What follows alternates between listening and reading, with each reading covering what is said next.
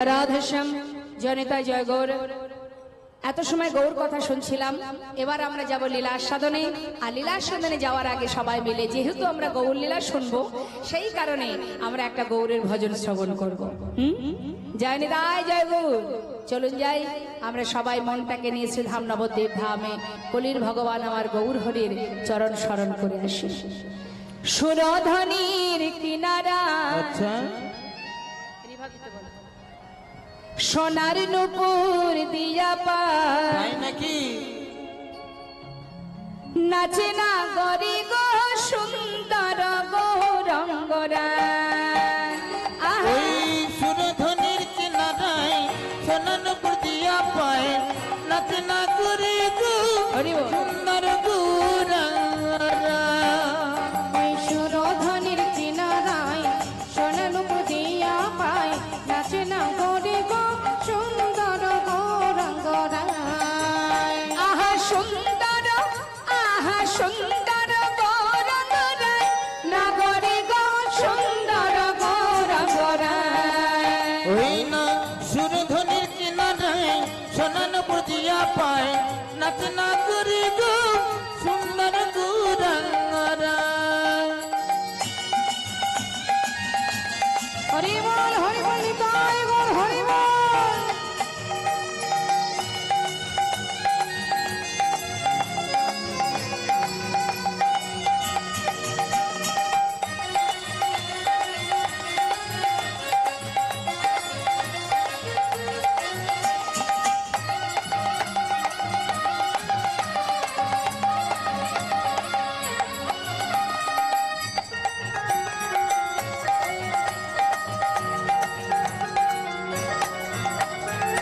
সুন্দর নয়নে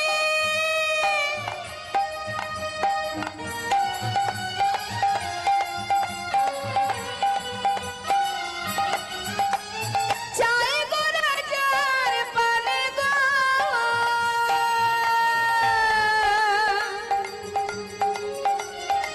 সুন্দর নয়নে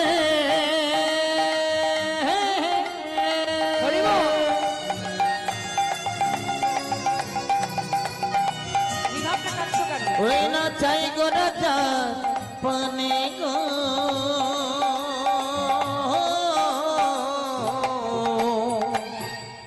এই জগতের কোন জীব যদি গৌর হরিকে দেখে, সাক্ষাৎ দর্শন করে, সে কি আর ঘরে ফিরতে পারবে মা?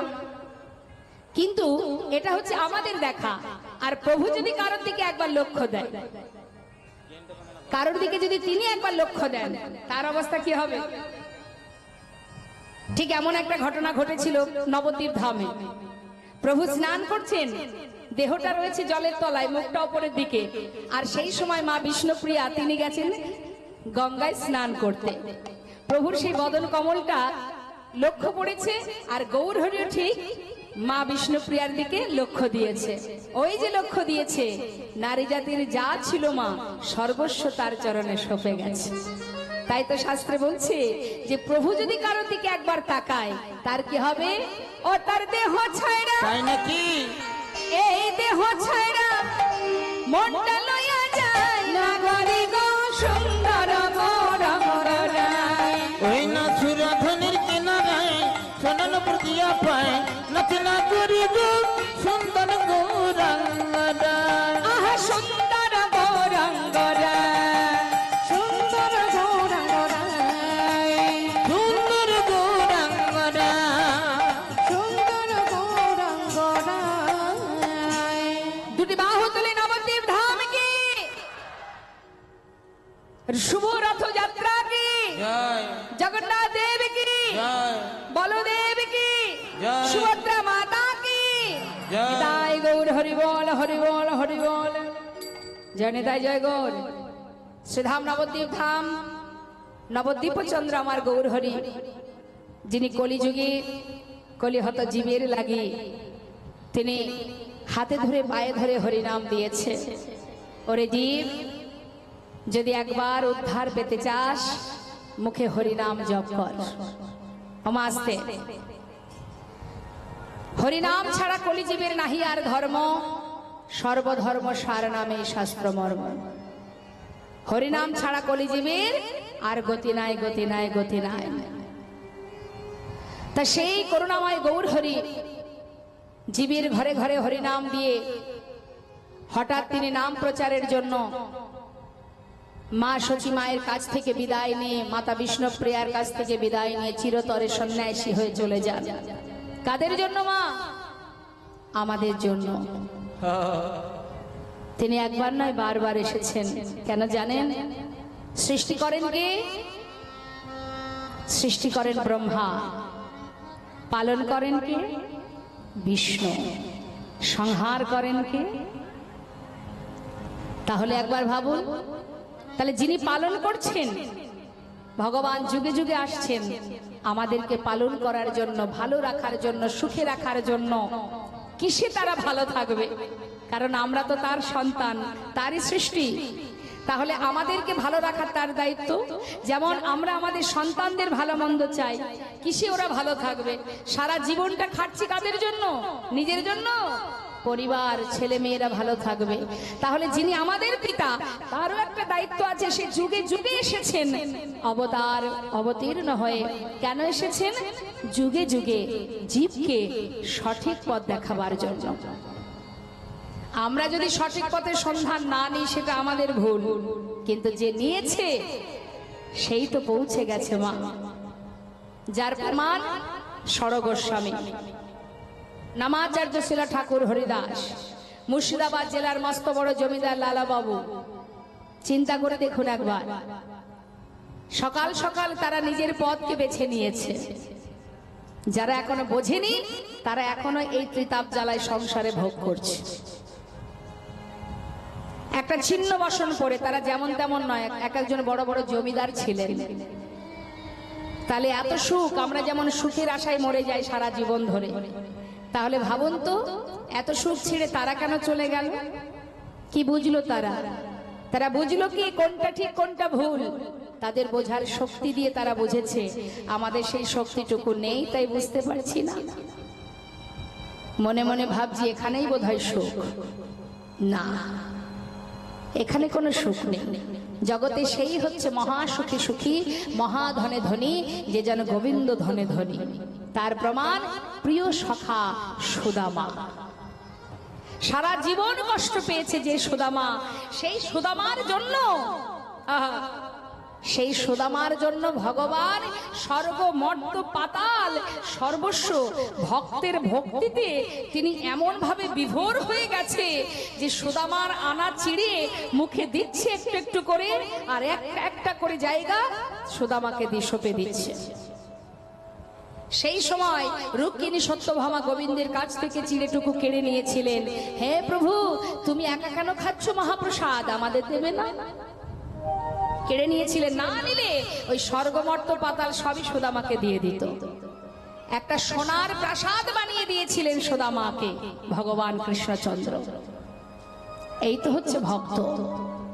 তা বাবা, সেই করুণাময় গৌর সুন্দর নাম প্রচারের জন্য তিনি সর্বস্ব পরিত্যাগ করে চলে যান নীলাচলে। পুরীধামে যখন তিনি গিয়েছিলেন মা, তিনি একা যাননি, তার সঙ্গে এই নবদ্বীপে যারা সর্বদাই পথে পথে হরিনাম করে বেড়াতো পার্ষদ বিন্দু যারা, তারাও গিয়েছিলেন গৌর হরির সঙ্গে। সবাইকে নিয়ে প্রভু আমার ওই নীলাচলে জগন্নাথ মন্দিরের সামনে একটি গরুর স্তম্ভ আছে। যে গরুর স্তম্ভটাকে জড়িয়ে ধরলে সেই সোজা জগন্নাথকে দর্শন করা যায়। তা সেই গরুর স্তম্ভটা ধরে প্রভু জগন্নাথ দেখছে। একবার চিন্তা করুন, ভিতরে আছেন যিনি বসে তিনিও জগন্নাথ, আর বাইরে যিনি দাঁড়িয়ে দর্শন করছেন তিনিও জগন্নাথ। কেন বলুন তো? আপনি আচুরি ধর্ম জীবকে শেখায়। নিজে কেন এসেছেন এই জগতে, এই কলিতে তিনি ভক্তরূপে এসেছেন। কেন এসেছেন? নিজে মুখে কৃষ্ণ কৃষ্ণ বলবেন। আর 18 বছর ছিলেন পুরীধামে, তার মধ্যে তিনি একটা জিনিস আস্বাদন করছেন। কি সেই আস্বাদন? নাম প্রচার তো করেছেন, কিন্তু 18 বছর তিনি পুরীধামে ছিলেন। কেন জানেন বাবা? রাধারানী গোবিন্দকে কেমন করে ভালোবাসতো, সেই ভালোবাসাটা কেমন সেটা রাধারানীর প্রেমের রসাস্বাদনের জন্য তিনি নিজে রাধা সেজে গোপী ভাবে জগন্নাথকে, জগন্নাথ স্বামী নয়ন পথগামী ভবতো মে, অর্থাৎ সর্বদাই যেন আমি তোমায় দেখতে পাই। কতটা ভালোবাসতেন। ঠিক রাধারানী যেমন গোবিন্দকে ভালোবাসতেন, ঠিক যেভাবে ভালোবাসতেন পুরীধামে মহাপ্রভু জগন্নাথকে সেইভাবে ভালোবাসতেন। আর জগৎজীবকে বোঝাতেন, ভালো যদি বাসতে হয় তোরা আমার কাছে শিখে নে কিভাবে ভালোবাসতে হবে। তাই সেই জগন্নাথকে দর্শন করছেন আমার গোবিন্দ, আহা গৌর হরি, সেই গরুর স্তম্ভটা জড়িয়ে ধরে দর্শন করছে। ভক্তগণকে বলছে, ভক্ত নীলাচলে এসেছো, জগন্নাথ দর্শন হয়েছে? হ্যাঁ প্রভু। একবার বলো দেখি আমার সঙ্গে। কি বলবো প্রভু? বলো সবাই। প্রভাত সময় হলো,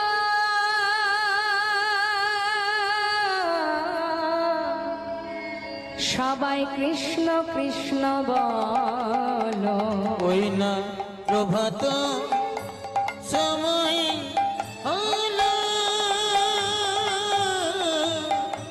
কৃষ্ণ কৃষ্ণ বলো। কৃষ্ণ ভজ কৃষ্ণ চিন্ত, কৃষ্ণ নাম করসা, নাম বিনা কলি জীবে গতি নাহিয়া। কৃষ্ণ ভজ কৃষ্ণ চিন্ত, কৃষ্ণ নাম করো সার, নাম বিনা কলি জীবের গতি নাহিয়ার। ও গো জিনা সেই কৃষ্ণ ভজনিষ্ঠা করি, নামের সহিতে আছে আপনি সে হরি। নাম ভজ নাম চিন্ত নাম করো সার। হরি বল হরি বল হরি বল হরি বল।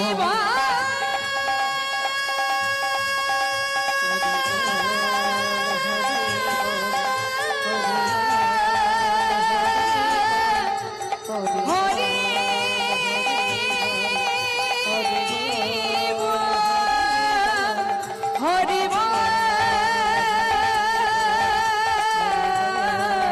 হরি হরি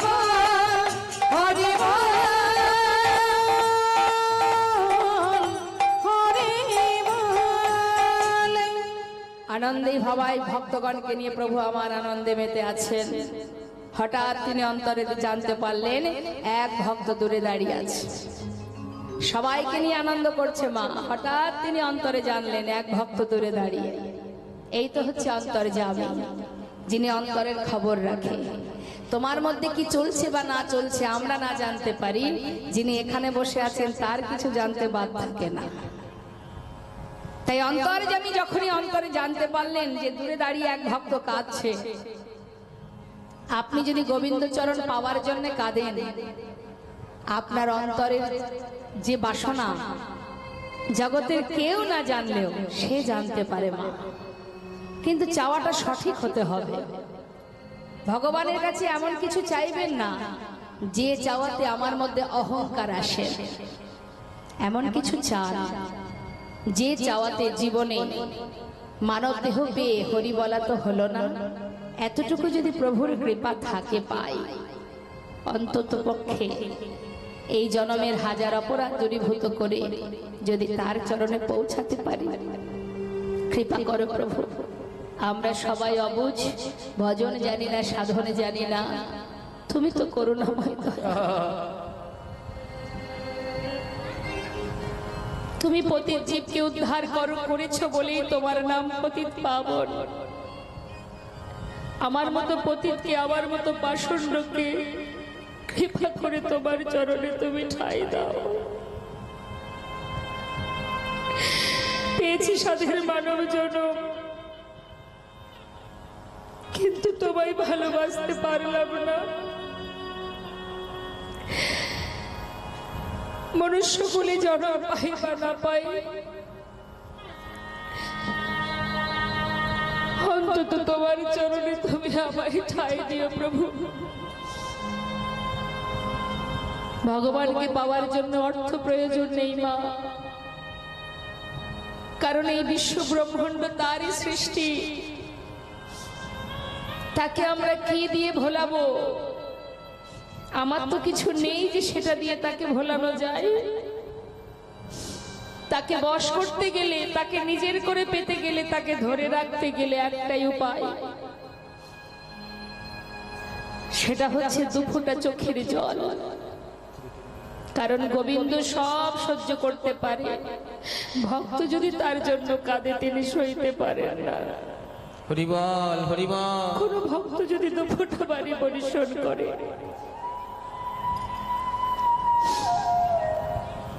কারণ তিনি করুণাময়, তিনি পতিত পাবন, তিনি দয়াল, কাঙালের হরি তিনি। অর্থ দিয়ে ভগবানকে পাওয়া যায় না, পাণ্ডিত্য দিয়ে পাওয়া যায় না, কোনো কিছু দিয়ে তাকে পাওয়া যায় না। যদি তোমার বিদ্যা বুদ্ধি না থাকে কোনো দুঃখ নেই, তোমার অর্থ না থাকে দুঃখ নেই। দেবশ্রী নারদকে বলেছিল, নারদ, জীব যদি ভালোবেসে আমাকে একটা ফুল দিয়ে ডাকে, আমি তার ডাকে সাড়া দেব। দেবশ্রী বলেছিলেন, দয়াময়, এদের কাছে যদি ফুল না থাকে কি দিয়ে তোমায় ডাকবে? কেমন করে ডাকবে? প্রভু বললেন, যদি তুলসী পাতা দিয়েও আমাকে স্মরণ করে আমি সাড়া দেব। যদি তুলসী পাতাও তাদের কাছে না থাকে, প্রভু বললেন, বেশ, তাহলে যদি একটু গঙ্গার জল দিয়ে আমাকে স্মরণ করে। দয়াময়, যদি গঙ্গার জলও জীবের কাছে না থাকে, প্রভু মৃদু হেসে বললেন, তাতে আর দুঃখ কেন? এই জগৎ তো আমারই সৃষ্টি, আমার সৃষ্টি যা কিছু সেগুলো আমার প্রয়োজন নেই। আমার ভক্তরা আমার সন্তান, তারা যদি আমাকে ভালোবেসে, তাদের দেহে যে দুটি নয়ন, আমি যে নয়ন তাদের দিয়েছি, এই নয়নে একটা নয়নে দিয়েছি গঙ্গা আর একটাই দিয়েছি যমুনা। সংসারের জন্য ওরা সারা জীবন কাঁদে, আর যদি শুধুমাত্র আমার জন্য দুফোঁটা বাড়ি বরিশন করতে পারে, দুফোঁটা চোখের জল যদি দিয়ে বলতে পারে, প্রভু আজ থেকে আমি তোমার আর তুমি আমার, আর কিচ্ছু নয়, আজ হতে আমার যা কিছু সবই তোমার আর তুমি আমার, চিরতরে বাধা পড়ে যায়।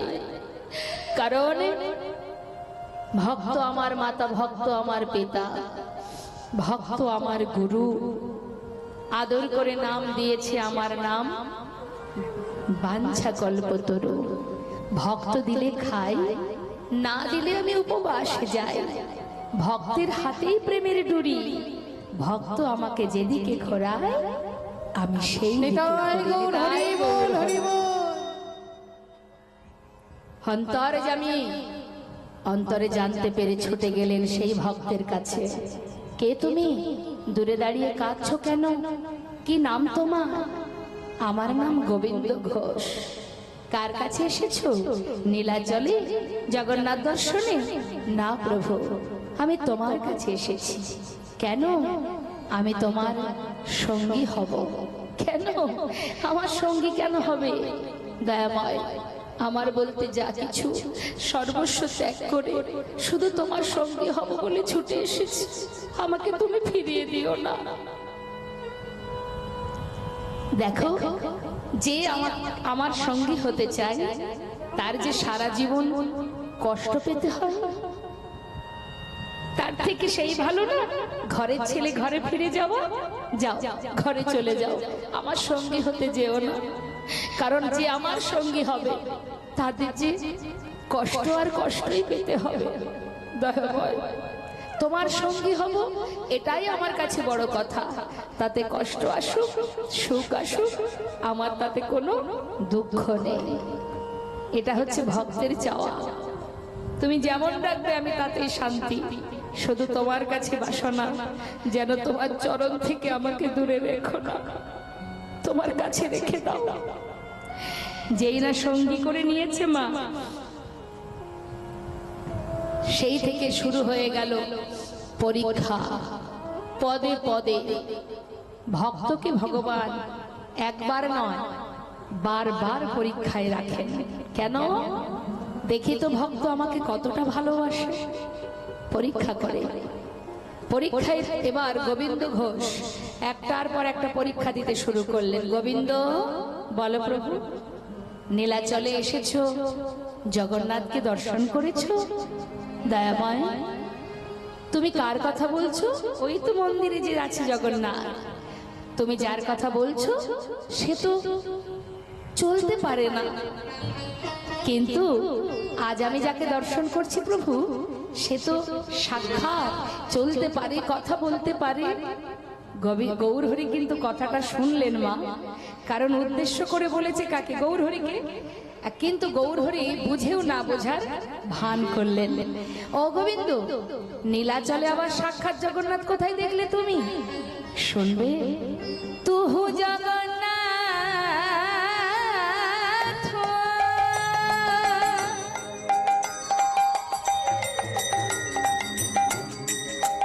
ও গদয়া,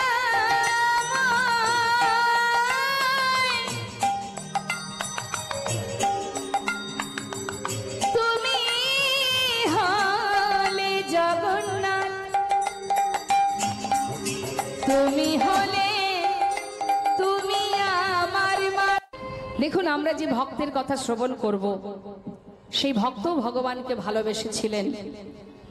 তো সেই ভক্ত কেমন ভাবে ভগবানকে ভালোবেসেছেন, আর কিভাবে ভালোবাসতে হয়, কিভাবে ভগবানকে ডাকতে হয়, কেমন করে ডাকলে ভগবান ভক্তের মনোবাঞ্ছা পূর্ণ করে। আমরা সবাই ভগবানকে ভালোবাসি, আর যে ভক্তের জীবনী আমরা শ্রবণ করব, সেই ভক্তের জীবনী শ্রবণ করলে তবেই তো জানতে পারবো যে তিনি কিভাবে ভগবানকে ভালোবেসেছেন আর আমরা কেমন ভাবে ভালোবেসেছি। আমাদের ভালোবাসাটা তার সঙ্গে সমসম হয় কিনা। হ্যাঁ, যারা রাধে। লীলা পরিবেশনে ভুল ত্রুটি হলে সন্তান জ্ঞানে ক্ষমা করবেন। চলে যাব আমরা নবদ্বীপ ধামে। কে কে গেছেন নবদ্বীপে একবার দেখবো, হাত তুলে দেখাবেন।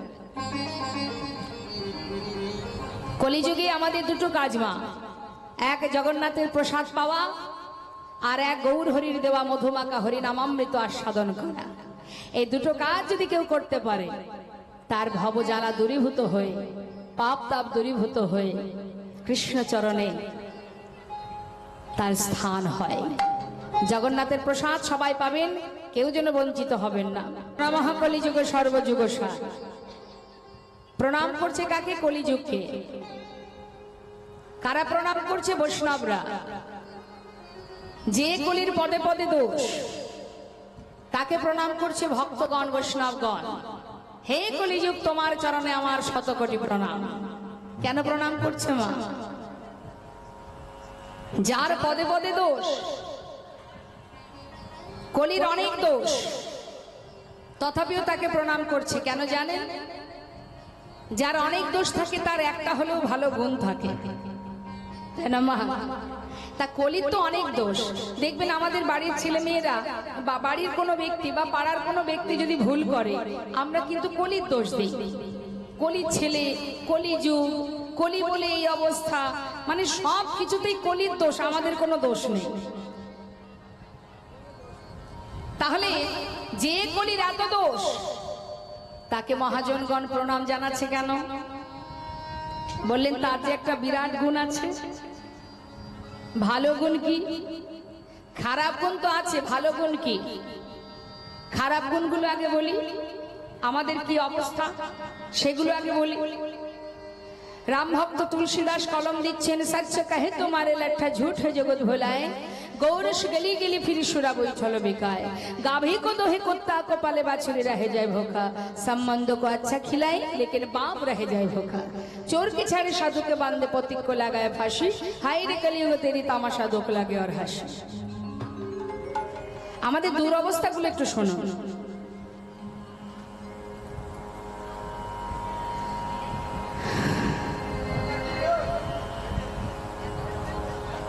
হয় আপনি কীর্তন করবেন, নাই আমি করব। কেন এত ডাকাডাকি? কাকে ডাকছেন? কার সাথে কথা বলছেন? সামনে কারা বসে? বাবা, স্কুলের ফার্স্ট বেঞ্চে কারা বসে? তাহলে হরিবাসরের ফার্স্টে কারা বসে? ভালো ভক্ত যারা। তা সেই লক্ষণগুলো তো আপনাদের মধ্যে রাখতে হবে, না হলে পিছনে যারা আছে বসে তারা কি শিখবে? নেতাই গৌর হরিবোল হরিবোল। শান্ত হয়ে বসুন, কথা নয়। আমাদের চোখ চারিদিকে ঘোরে, আমি একটু উঁচুতে আছি তো সব দেখতে পাচ্ছি। কথা বললে আমার কোনো অসুবিধা নেই, আমি 2-3 ঘন্টা পরে নেমে যাব। কিন্তু আপনি এত কষ্ট করে এই যেখানে এসে বসেছেন, যে জন্য আসা, যে জন্য বসা, যা পাওয়ার জন্য আসা, তার তো কিছুই পাওয়া হবে না। তার মানে কি হবে মা? আসা আর যাওয়া। এমনিতেই আমাদের জীবনটাই আসা যাওয়া ব্যর্থ। এসেছি পৃথিবীতে, আমরা কি জন্য এসেছিলাম একবার ভাবুন, চিন্তা করতে হবে মা। আমরা কি জন্য পৃথিবীতে এসেছি? এই মানব জীব যে আমরা হয়েছি, মানব জাতি, মানব কুলে জন্ম পেয়েছি, আমরা যে মানুষ হয়ে এসেছি, আমাদের কাজটা কি একবার চিন্তা করে দেখুন। আমরা ভগবানের কাছে কি বলেছিলাম? বাবা, যদি আমাদের মানব কুলে জন্ম দাও, ভাবে গিয়ে তোমার নাম করব, তোমার সেবা দেব। মানব হলে, মানুষ হলে কি হয়? কথা বলার শক্তি পাবো, শোনার শক্তি পাবো, চলার শক্তি পাবো, তাই না? তার মানে কি কৃষ্ণ ভজনের উপযুক্ত জন্ম আমাদের এই দেহটা। এমন তো বলিনি যে তুমি আমাকে মানব কুলে যদি জন্ম দাও তাহলে সংসার করব, ছেলে মেয়ে হবে, বাড়ি করব, গাড়ি করব। হে প্রভু, তুমি আমাকে মানব জন্ম দাও, বলেছিলাম? কি বলেছিলাম? যদি মানব কুলে জন্ম দাও, পশুকুল, কীটকুল, এই যে তুলসী বৃক্ষ দেখছেন না, দেখতে পাচ্ছেন তো তুলসী গাছটি, এটাও কিন্তু একটা জনম। বৃক্ষকুল, পশুকুল, কীটকুল, জলজানবলক্ষণে স্থাবরা বিংশতি, কৃমিয়া রুদ্র সংখ্যক, পক্ষিণং 10 লক্ষ কম, 300 লক্ষানি পশু মানুষ্য, 24 লক্ষানি মানবা। অনেক সাধনার ধর্ম আমাদের এই দেহটা। কৃষ্ণ বলার বদল, প্রভুকে ভালোবাসার দেহ। এই মানব জন্ম পেয়ে যদি গোবিন্দ ভজন ঠিকঠাক করতে না পারি, তাহলে আবার এই বিশ্ব ব্রহ্মাণ্ডে আমাদের ত্রিতাপ জ্বালা ভোগ করার জন্য কৃমি কীট হয়ে জন্ম নিতে হবে, পিশাচ কুলে জন্ম নিতে হবে, আবার বিশ্ব ব্রহ্মাণ্ড আমাদের ঘুরে ঘুরে বেড়াতে হবে। আর যদি তুমি গোবিন্দ চরণ পাদপদ্মে পৌঁছাতে চাও, এটাই তোমার উপযুক্ত জন্ম। আর কলিযুগ আমাদের এতটাই ভালো মা, যে কলিযুগে ভগবানকে পাওয়ার জন্য তপস্যা, যাগযজ্ঞ, পূজা অর্চনা কিচ্ছু করা লাগে না। শুধু প্রভুর দেওয়া মহামন্ত্র বদনে জপ করো, অপবিত্র পবিত্র বা সর্ববস্থাঙ্গত বিবাহ, যা শরী পুণ্ডরিকাক্ষ সবার জপান্তর সূচি। হরিকে যখনই স্মরণ করবে, তোমার শুদ্ধ বস্ত্র পরা নেই, নোংরা বসন পরা আছে, তুমি অপবিত্র আছো, প্রভু বললেন কোনো দুঃখ নেই। যখনই হরিকে জীব স্মরণ করবে, সেই মুহূর্তে তার ভিতর বাহির পবিত্র হয়ে উঠবে। তাহলে মা, সংসারের মধ্যে তো ভগবত সেবা আমাদের হয়ে ওঠে না। এখানে যতক্ষণ আছি, আমি বারবার চরণ ধরে আপনাদের মিনতি করব, যতটুকু সময় এখানে বসে আছেন, সবে দিন ভগবানের চরণে নিজেকে আস্বাদন করুন তার মহিমা। কিছু যদি আমাদের ভিতরে, এতটুকু যদি আমাদের জ্ঞান অর্জন হয়, জেনে রাখবেন আমরা পিছিয়ে পড়লাম না, একটু হলেও এগিয়ে গেলাম।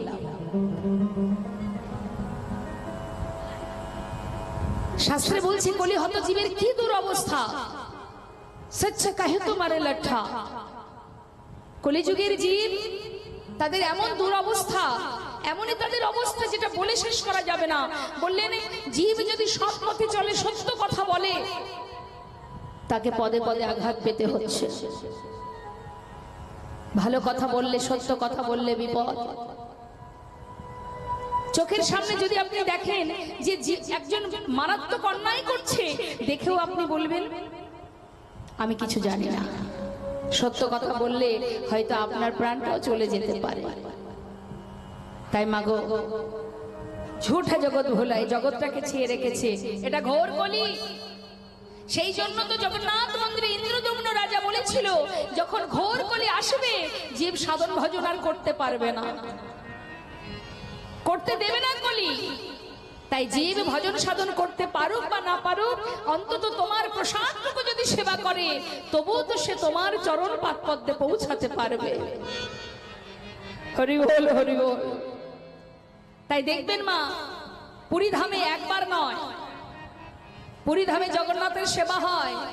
নীলাচলে খাও তুমি 54 বার, একে একে বারে খাও শত শত ভার, 54 বার ভোগ হয়। এটা ইন্দ্রদম্ন রাজার ইচ্ছা ছিল, প্রভু আমি তোমাকে সর্বদাই চোখের সামনে দেখব, এক মুহূর্তের জন্য যেন তুমি আমার চোখের থেকে দূরে সরে যাবে না। সেই জন্য জগন্নাথ মন্দিরে সারা দিন কখনো দরজা বন্ধ হয় না, রাত্রে মাত্র 2 ঘন্টার জন্য বন্ধ হয় মা। কেন জানেন? এই 2 ঘন্টা বন্ধ হয় প্রভু ঘুমানোর জন্য, বিশ্রামের জন্য নয়। সারাদিন জগৎ জীব যাকে দর্শন করে, ওই 2 ঘন্টা স্বর্গের দেবদেবীরা আসে জগন্নাথকে দর্শন করতে। প্রতি বৎসর এটা হয়। এক সময় সমুদ্রের জল ওই জগন্নাথ মন্দিরে পূর্ণিমাতে জগন্নাথ মন্দিরে জল ঢুকে যেত মা। পান্ডারা জগন্নাথকে এত ভালোবাসতেন, একেবারে নিজের জন ভেবে যখন যা হতো মনের দুঃখ তার কাছে বলে দিত। তা বলতো, প্রভু শান্তি করে তোমায় একটু পূজা দেব। ওই যে সমুদ্র, সমুদ্রের এত শব্দ, এত ডাক, ওই সমুদ্রের গর্জন, আমি যে মন্ত্র বলবো তোমায় সেবা করব, আমার মন্ত্র আমি নিজেই শুনতে পাই না। জগন্নাথ দেব বললেন, তাহলে ভক্ত দেখি কি করা যায়। হনুমানকে স্মরণ করলেন। হনুমান এসে দাঁড়িয়েছে মা। এখন হনুমান যেই না এসে দাঁড়িয়েছে, বলছে যে ঠিক আছে তোমরা চিন্তা করো না, সমুদ্রের গর্জন সব আমি আমার কানের মধ্যে প্রবেশ করাবো, যাতে মন্দিরে আর কোনো শব্দ না যায়। তাই দেখবেন যদি আপনারা পুরীধামে যান, মন্দিরের ভিতরে পা রাখলে আর কোনো শব্দ পাওয়া যায় না, মন্দিরের বাইরে আসলেই আবার সমুদ্র গর্জন শোনা যায়। সেখানে আজও হনুমানের সেই বিগ্রহ আছে, দর্শন করবেন। এরপরে কি হলো মা? ওই যে পুরীতে মানে জগন্নাথ মন্দিরে পূর্ণিমাতে যে জল ঢুকে যায়, সমুদ্রে জল ঢুকে যেত আগে, তখনও পান্ডারা মানে ভক্ত পূজারী যারা, প্রভু তোমাকে সেবা দিই, প্রতি পূর্ণিমায় জল প্রবেশ করে আর সব কিছু এদিক ওদিক করে দেয়, সব ছড়িয়ে ছিটিয়ে দেয়, কি করে এইভাবে তোমার সেবা করব? প্রভু তখন বললেন, দেখো ভক্ত, এই ব্যাপারে আমি কিছু করতে পারবো না। কেন? কারণ তুমি তো জানো সমুদ্র হচ্ছে আমার সম্পর্কে শ্বশুর হয়। জগন্নাথের শ্বশুর কে? মা লক্ষ্মী। জন্ম কোথায়? সমুদ্র যখন অমৃত উঠেছিল মা, অমৃত এনেছিল কে? মা লক্ষ্মী।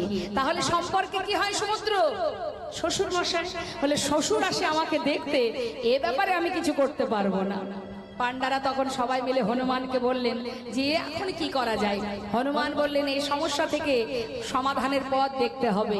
সমুদ্রকে আমি ধরে রাখবো, আর এগুলো সবই আছে মা। জগন্নাথের প্রতিদিন যখন যে লীলা হয়েছে সবই শাস্ত্রে লেখা আছে, আর সমস্ত শাস্ত্র গ্রন্থ সব জগন্নাথ মন্দিরেই আছে। তা সেই হনুমান সমুদ্র ধরে রেখেছে মা। তার পরের পূর্ণিমায় কিন্তু আর জল প্রবেশ করেনি। ঠিক তার পরের পূর্ণিমায় যেই না জল ভিতরে ঢুকেছে, পান্ডারা দেখছে হনুমান গেল কোথায়, আজকে কেন জল ঢুকে গেল? হনুমানকে স্মরণ করেছে। এখন হনুমান এসে বলছে, কি হয়েছে? বলে, তুমি থাকতে জল কেন ভেতরে প্রবেশ করলো?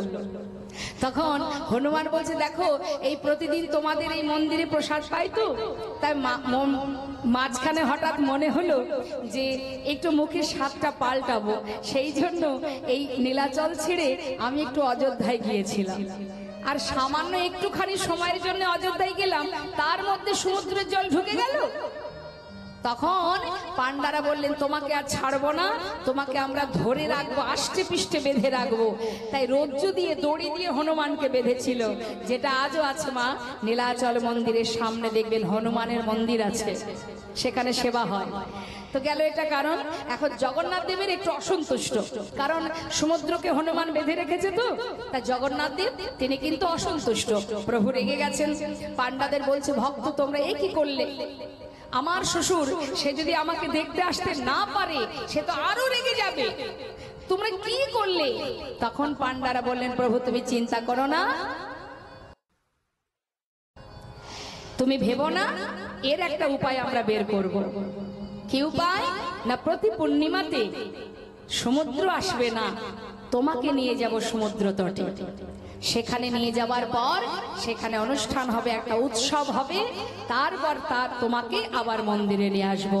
তাই প্রতি পূর্ণিমাতে জগন্নাথকে সেই সমুদ্র তটে নিয়ে যায় এবং সেখানে একটা উৎসব হয়, প্রভুর সেবা হয়, তারপরে আবার মন্দিরে নিয়ে আসে। এটা প্রতি পূর্ণিমাতে হয়, দর্শন করবেন।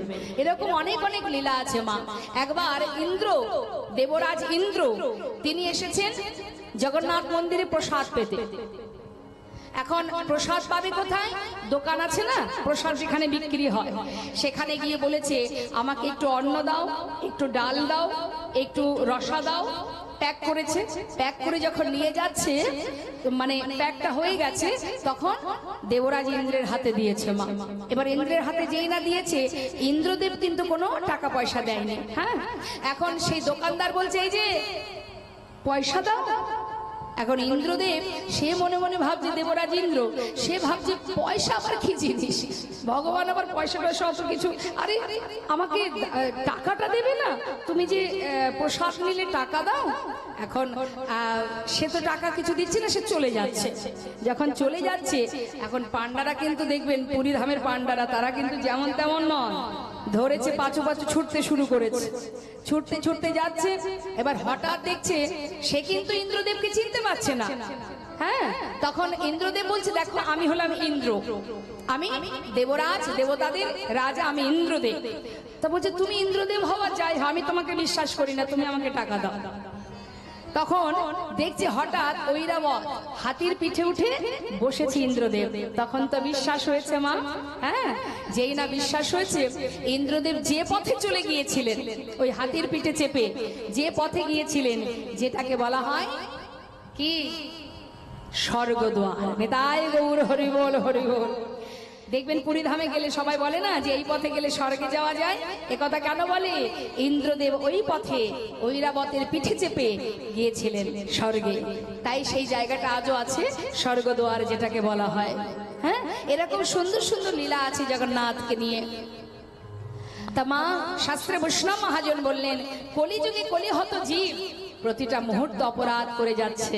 ঝুঠ জগৎ ভুলায়, ঝুঠ মানে মিথ্যা, অত্যাচার, অনাচার, ব্যভিচার জগৎটাকে ছেয়ে রেখেছে। গোরস মানে গরুর দুধ, যারা দুধ বিক্রি করে তারা ঘরে ঘরে এসে দুধ পৌঁছে দেয়, আর যারা মদ বিক্রি করে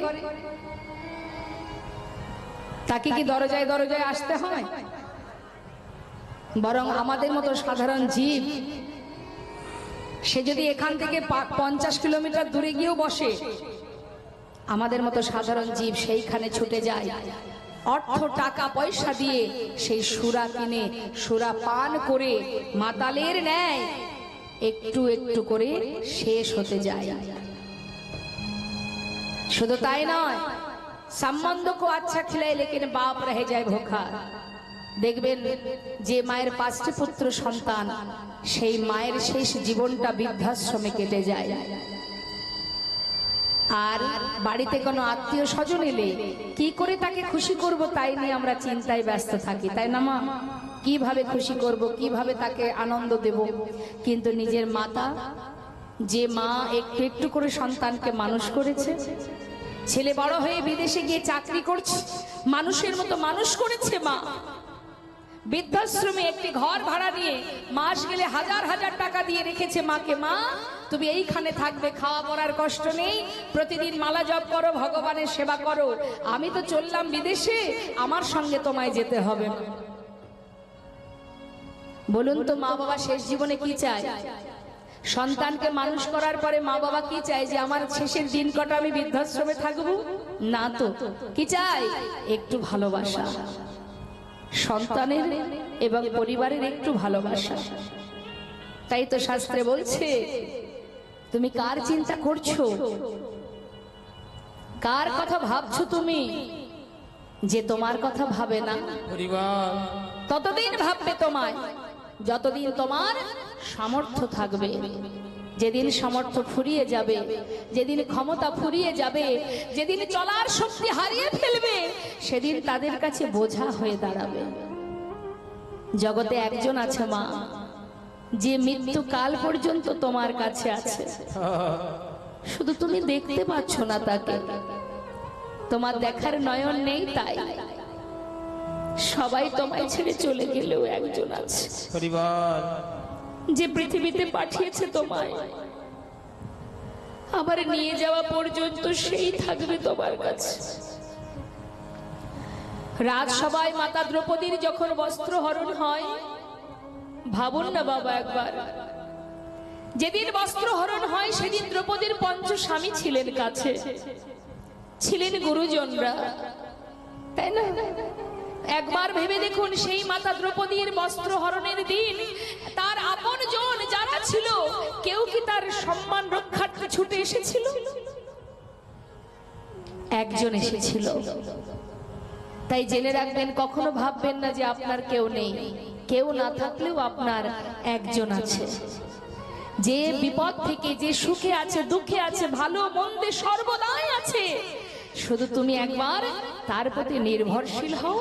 যখনই তুমি তার প্রতি নির্ভরশীল হবে, তখনই তোমার তার পুরো দায়িত্ব, তোমার পুরো দায়িত্ব সেই নিয়ে নেবে। আত্মসমর্পণ করে দুটি বাহু তুলে যখন মাতা দ্রৌপদী গোবিন্দকে স্মরণ করেছিলেন, সারা জীবন যদি দুঃশাসন টানত, তবুও কিন্তু বস্ত্র শেষ হতো না। কি আপনজনেরা এসেছিল কাছে? কে আপন তাহলে? ভাবুন একবার, হরিদাস ঠাকুরের অঙ্গে যখন চাবুকের আঘাত পড়ছে, কেউ ছিল হরিদাস ঠাকুরের কাছে? কে ছিল? কার নাম? কৃষ্ণ, কৃষ্ণ, কৃষ্ণ। রে বল, রক্ষা তো তিনিই করতে পারেন বাবা, তিনিই রক্ষা করতে পারেন। কয়দিন আগে বিমান দুর্ঘটনায় কতজন মারা গেল একবার ভাবুন তো, তার মধ্যে একজন বেঁচে ছিলেন। ভাবার বিষয় কিনা বাবা? এটাকে চিন্তা করে পারা যায় যে সবাই চলে গেল, একজন কি করে বেঁচে রইল? সেই পরিস্থিতিতে, ওই দুর্ঘটনায় একজন যে বেঁচে থাকতে পারে, এটা তো ভাবার বাইরে।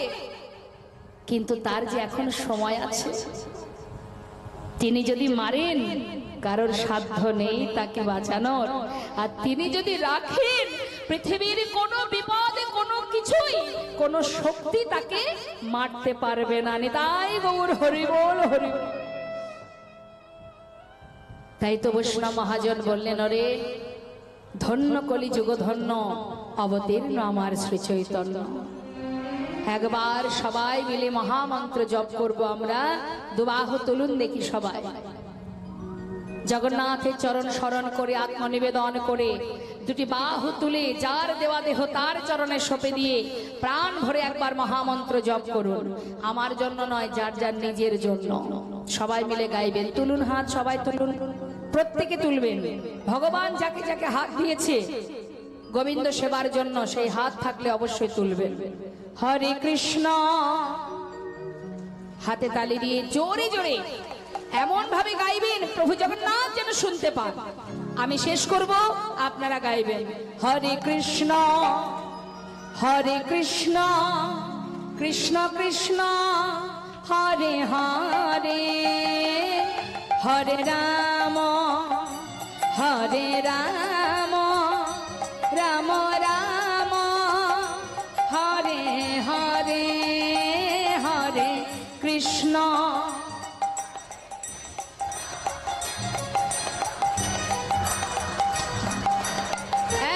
আরো জোরে, বাহ।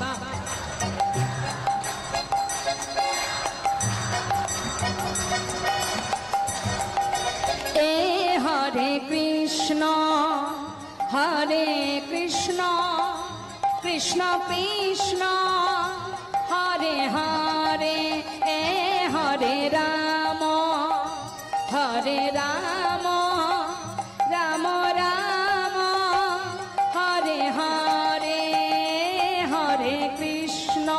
হাত নামাবেন না, হাত তুলুন।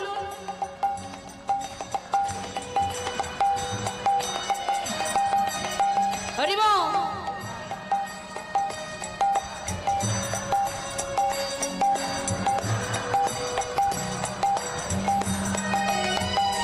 হরে কৃষ্ণ, হরে কৃষ্ণ,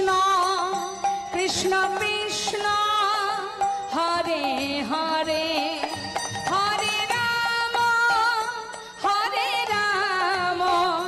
রাম রাম হরে হরে হরে কৃষ্ণ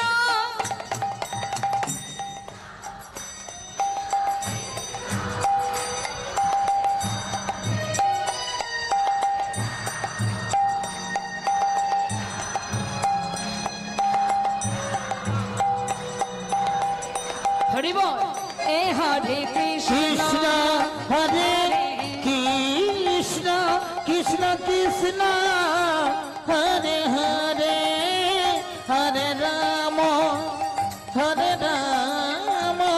রাম রাম হরে হরে হরে কৃষ্ণ কৃষ্ণ কৃষ্ণ হরে হরে হরে রাম রাম রাম নিতাই গৌর হরিবল হরিবল হরিবল নিতাই গৌর হরিবল